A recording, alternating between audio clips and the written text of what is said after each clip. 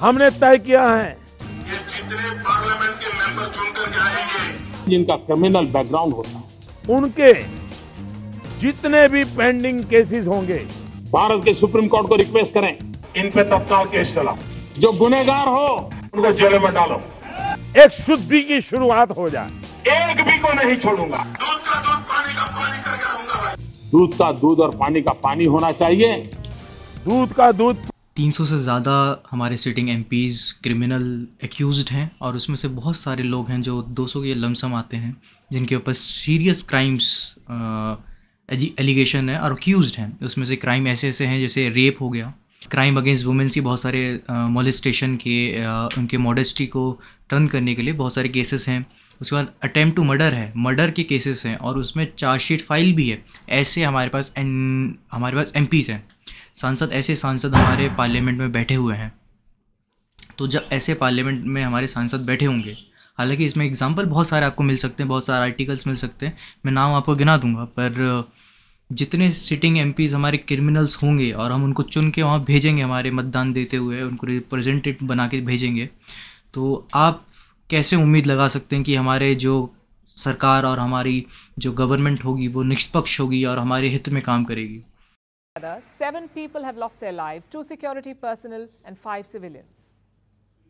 आज देश की जनता ये पूछ रही है कि प्रधानमंत्री ने देश की संसद में आश्वासन दिया था कि 100 दिन में महंगाई को कम करेंगे। फिर बार बार करीबन 17 से 18 बार प्रधानमंत्री के कार्यालय ने और कांग्रेस की सरकार ने पेट्रोल और डीजल के दाम क्यों बढ़ाए हैं? कि 2014 में जब बीजेपी की सरकार आएगी तो ये महिला विरोधी जो नीति अपनाई है कांग्रेस लेड यूपीए ने, इसको जरूर खत्म करेगी। 111 out of the 125 countries in 2023 Global Hunger Index with a score of 28.7. Student लोग इतना उत्तेजित ना हो, सरकार के स्तर से एक कमेटी का गठन किया गया है, इसमें जो भी है उसमें वो निकाला जाएगा, इसकी जांच करके। Protesters also set a train on fire. 42.3% of graduates under 25 are struggling to find work in India. ज़रूरतें और सारी सिक्योरिटी हमारे सीमा के बारे में बात करेगी कि आज चाइना को हम जानते कि अक्साई चीन में कब्ज़ा करके बैठ चुका है, हमारे अरुणाचल प्रदेश में उसमें बहुत सारे हिस्सों में वो अपना शहर बना चुका है। तो हम जब ये सब चीज़ें देखते हैं तो सोचते हैं कि हमारे मतदान से कुछ चेंज हो सकता है, नहीं हो सकता है। शायद इस बात से हम सहमत रख सकते हैं कि अगर हम कोशिश करें कि हम लोग चुनें उस व्यक्ति को जो अपराधी ना हो और जिसकी छवि और जिसकी नीयत अच्छी हो, तो शायद एक मौका बन सकता है कि हमारा देश उन्नति की ओर बढ़े और हमारे युवा को हर चीज़ की सहूलियत मिल सके और हमारे लोगों को सहूलियत मिल सके। तो ये सारी चीज़ें मतदान से होगी और हमारे संसद को चुनने का, हमारे विधायक को चुनने का, हमारी प्रक्रिया को चुनने का, हमारे कमिश्नर ECI को चुनने की प्रक्रिया सारी अच्छी रहेगी। तो ये सारी चीज़ें बेहतर हो सकती हैं। उसके अलावा अगर आपको डेटा चाहिए तो कुछ चीज़ें हमारे पास हैं, 2-4 नामें हैं जैसे आप ढूंढ सकते हैं जिनके ऊपर बहुत संगीन आरोप लगे हुए हैं। लॉकेट चैटर्जी बीजेपी से हैं और वेस्ट बंगाल से हैं।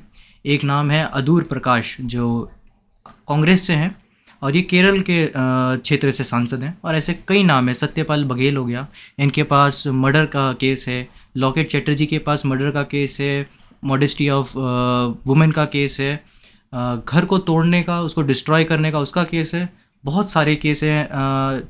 ये राजेश भाई के ऊपर, ये जूनागढ़ से राजेश भाई और नरेन भाई जूनागढ़ बीजेपी से हैं।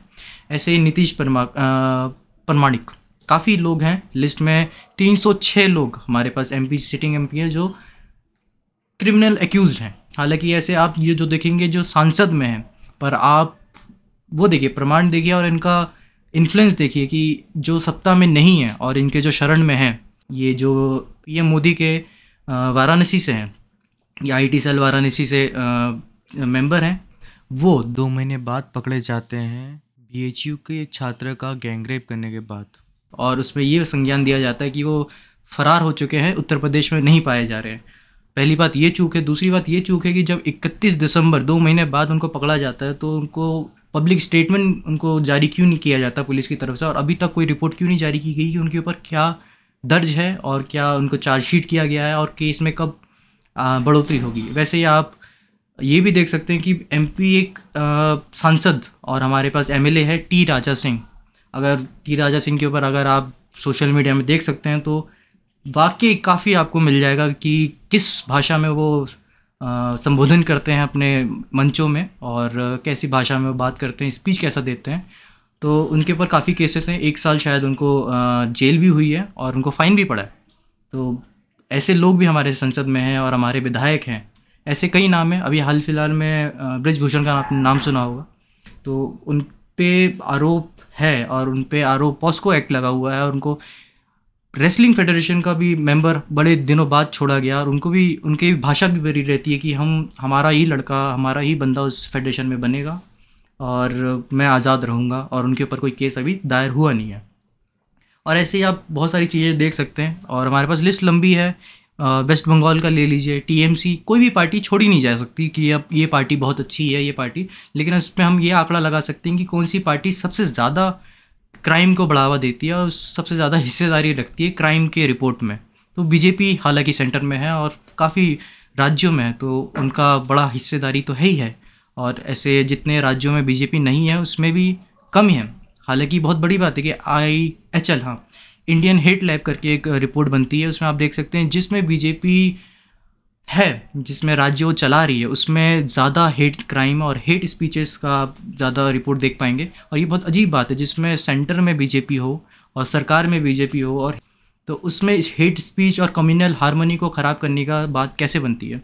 तो वैसे ही वेस्ट बंगाल में देख सकते हैं, तृणमूल कांग्रेस पार्टी में भी कुछ आसार अच्छे हैं या नहीं है, उसमें अब क्या ही कमेंट किया जाए। उसमें भी अपोजिशन को जब हारा जाता है तो उनके बूथ को, उनके क्या कहते हैं, हारने से पहले बूथ को और हारने के बाद उनके कार्यालय को डिस्ट्रॉय किया जाता है। तो बात हमारी रही, जनों की बात रही और लोगों की बात रही कि भारत का जनता कब तक डरेगा और अपने हित को मारता रहेगा और एक अपराधी को जिताता रहेगा। किस बात का डर है? और अपने हित, अपने बच्चों का हित, अपना स्वास्थ्य, अपना रोज़गार, अपने बच्चों का रोज़गार कब समझ में आएगा और कब इसकी मांग होगी। जय हिंद, जय भारत। बीहड़ में बागी होते हैं, डकैत मिलते हैं पार्लियामेंट में।